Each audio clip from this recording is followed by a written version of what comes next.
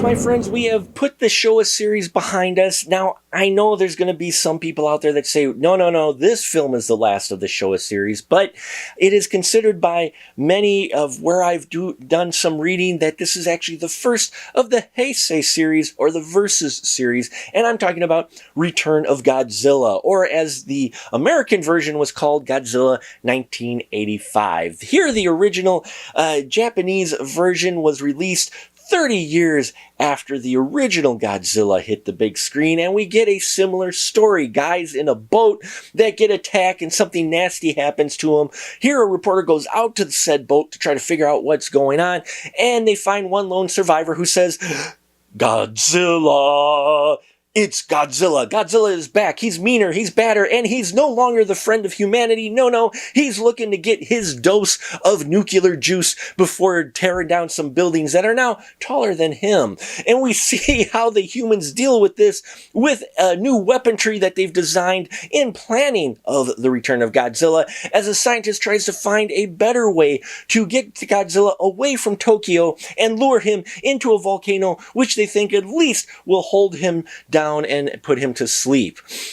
This is a wild film, and I remember in 1985 when they were doing the US promotion of the US version for it, I remember it was a huge blitz. We got to see media. Someone in a Godzilla suit was on Good Morning America, and 10-year-old me was excited to see it, and I did, but little did I know there was the original Japanese version of Return of Godzilla, which, watching it as older me, is by far a better film than Godzilla 1985. Much like its predecessors, the American version of the film is a bit clunky. The narrative doesn't always work. The US portrayal of people is just very comical. And, of course, in the 80s, you have very dramatic and blatant product placement in the US version. But luckily, we're talking Godzilla, Return of Godzilla, which is the original Japanese version, directed by Koji Hashimoto, who was third assistant director on King Kong vs. Godzilla and other Godzilla films, as well as monster films in general for Toho. So he's used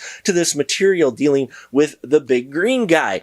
Now, as far as the story goes, it's pretty simple. Again, this was meant to be a direct sequel to the original Godzilla film. It's ignoring all the events and all the things that happened in between, and you can tell that. It takes that similar approach. It tries to give a more serious feel once again to Godzilla. Godzilla, again, is the bad guy. This time, the representation of the nuclear Cold War that is going on between the US and Russia, which is actually addressed in here. There's a scene in here at one point where an American representative and a Russian representative debate with the Prime Minister of Japan on using nuclear weapons on Godzilla, something that we have heard before in past films.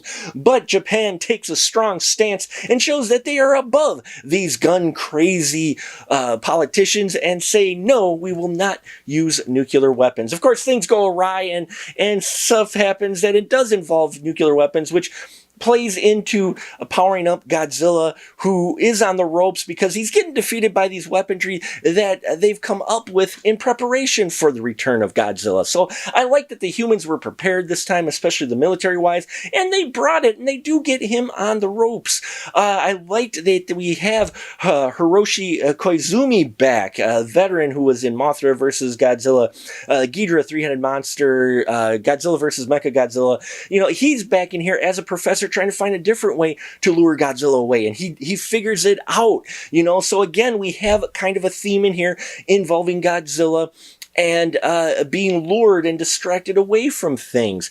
We also have a common theme in here that we saw in the Showa series at one point where electricity is involved that actually helps Godzilla. So once again, we kind of work this element into it.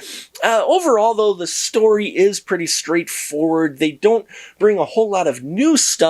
They just updated the themes that were in the original to here. And I did enjoy it. The Godzilla suit is looking meaner. I like the design of it, though. I guess the guy who wore it, it sucked for him. It tore into his leg and just wasn't designed properly for someone to actually wear the suit, which I know sounds weird. There were a lot of failed Godzilla film proposals before they came to this one, that was they wanted to do Godzilla versus Gargantua, Resurrection of Godzilla, so they came up with a number of different ideas. This is the first film in this series, though, that launches. The next series of films we're going to watch are actually in the same continuity, which is a bit unusual for the Godzilla films. So I'm interested to see how that plays out, because I haven't seen the other versus films before. And when this came out, it hit number 3 at the box office on December 15th. What are the two films that it competed against? Ghostbusters and Gremlins. Man, the 80s was a golden age of film, let me tell you. And so it had some stiff competition, and it still was successful enough to launch another film, which we will talk about tomorrow, called Godzilla vs. Biollante. As far as Return of Godzilla, it's interesting to see it kick off the Heisei series. I would still say recommend to watch it because the cinematography is better. We get this really cool shot up above Godzilla as lasers are flying by him. That was in the trailer. And some cinematography in here, and the models I thought were done really well. We got bigger sets here and a lot more destruction by the big green guy. So there are a lot of good elements in here, but it is a story that has been done before, and we don't get a lot of new stuff, and Godzilla could have used a little more screen time. So there you have it. Take it as you will. I don't think it's a horrible film, but definitely watch the Japanese version and not Godzilla 85.